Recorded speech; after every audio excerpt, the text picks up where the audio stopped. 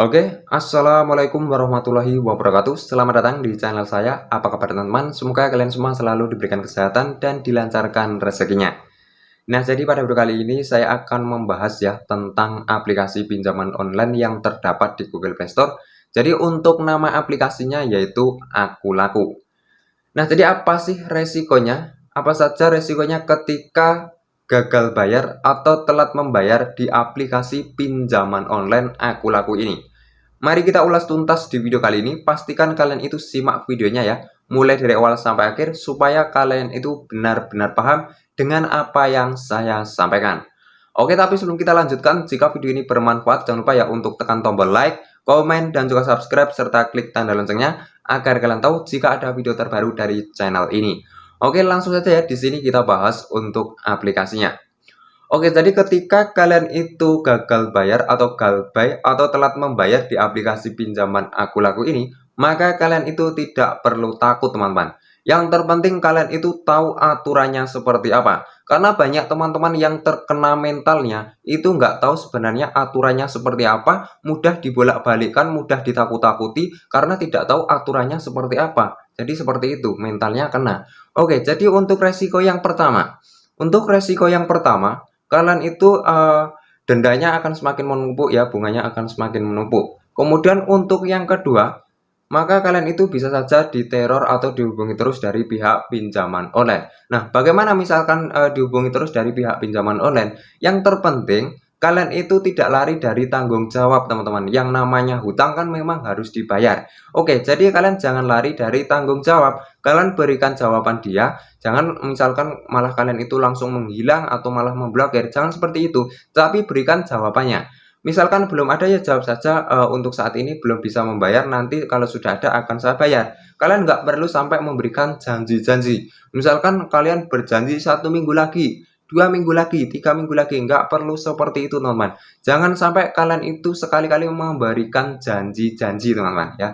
Jangan sampai seperti itu. Nah, misalkan masih menghubungi terus bagaimana? Misalkan masih menghubungi terus, itu tidak perlu takut teman-teman. Ya, kalian misalkan keganggu, itu kalian bisa matikan handphonenya saja ya.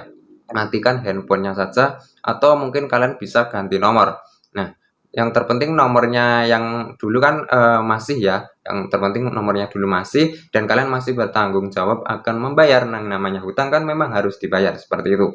Karena meneror itu sebenarnya sudah menyalahi aturan teman-teman. Nah, jadi kalian nggak perlu takut ya. Kemudian untuk yang ketiga, bagaimana misalkan kalian itu didatangi debt collector.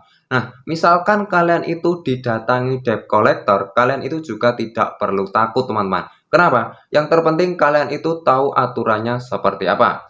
Nah, misalkan debt collector datang ke rumah kalian, kalian bisa menanyakan untuk ID card-nya, kemudian kalian bisa tanya surat tugasnya. Nah, jadi kalian itu bisa sambut saja dengan baik. Nah, misalkan debt collector-nya itu nanti memaksa kalian harus membayar hari itu juga.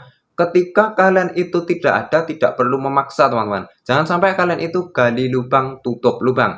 Nah, misalkan tidak ada ya, jawab saja, untuk saat ini belum bisa membayar karena kondisi seperti ini. Nah, nanti kalau sudah ada akan saya bayar. Nah, misalkan masih memaksa, ya kalian nggak usah gubris ya. Misalkan sampai bertindak anarkis, itu sudah menyalahi aturan, sudah ada pasalnya, kalian bisa videokan. Ketika debt collector itu datang sudah menyalahi aturan, kalian bisa videokan saja ya. Kemudian misalkan sampai membawa RT, RW atau apalah, itu juga sudah menyalahi aturan teman-teman, nggak diperbolehkan seperti itu.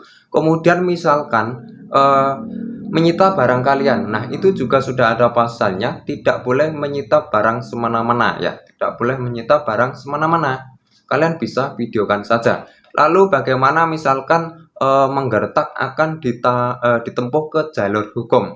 Oke, kalian juga tidak perlu takut teman-teman, sesuai dengan Undang-Undang ya nomor 39 tahun 1999 pasal 19 ayat 2 sebagaimana telah diatur ya, bahwasanya tidak seorang pun atas putusan pengadilan boleh dipidana penjara atau kurungan berdasarkan atas alasan ketidakmampuan untuk memenuhi suatu kewajiban dalam perjanjian. Nah, jadi ketika kalian itu tidak mampu membayar hutang atau belum mampu membayar hutang, kalian itu tidak akan bisa dipenjara, teman-teman. Nah, misalkan kalian itu dimasukkan ke dalam kasus hukum perdata, bagaimana? Nah, kalian tidak perlu takut juga, teman-teman, karena pihak pinjaman online ketika mau memasukkan gugatan ke pengadilan dengan hukum perdata itu juga harus mikir berkali-kali, karena mereka membutuhkan biaya itu juga tidak sedikit. Misalkan harus menyewa hukum ya, yang paham hukum, penasihat hukum atau advokat lah.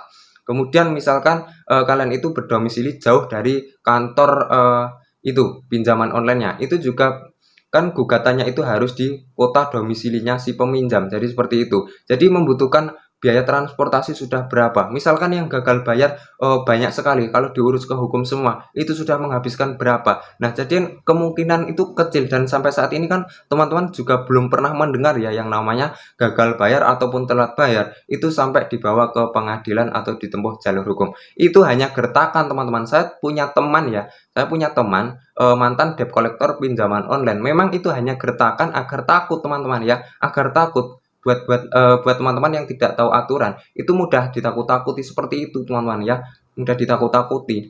Jadi kalian itu jangan mudah dibolak-balikkan ya. Yang terpenting kalian itu pahami aturannya seperti apa. Kemudian untuk yang selanjutnya, kalian akan masuk daftar BI checking ya. Jadi kalian itu dimasukkan slik OJK, kalian masuk daftar hitam BI checking, kalian tidak akan bisa meminjam di platform manapun ya.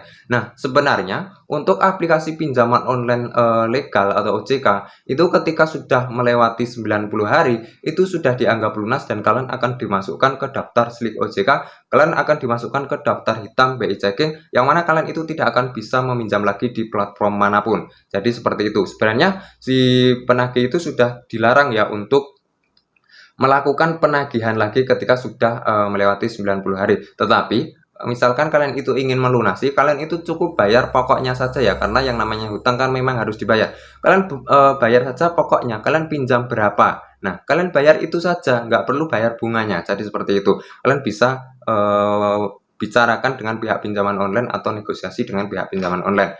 Oke, jadi untuk video kali ini cukup sekian ya buat teman-teman yang masih terjerat pinjaman online. Semoga kalian itu segera terbebas ya dari dari pinjaman online, dan semoga kalian itu selalu diberikan kesehatan dan dilancarkan rezekinya. Segera berjauhlah kalian itu dari pinjaman online ya. Kalian tidak perlu takut ketika di blacklist atau dimasukkan ke daftar hitam BI checking, yang mana kalian akan menempuh hidup baru tanpa riba ya. Kalian tidak akan bisa pinjam di platform manapun. Lebih baik kalian itu pinjam ke saudara yang tanpa bunga. Oke, jadi untuk video kali ini cukup sekian. Semoga bisa bermanfaat. Terima kasih. Wassalamualaikum warahmatullahi wabarakatuh.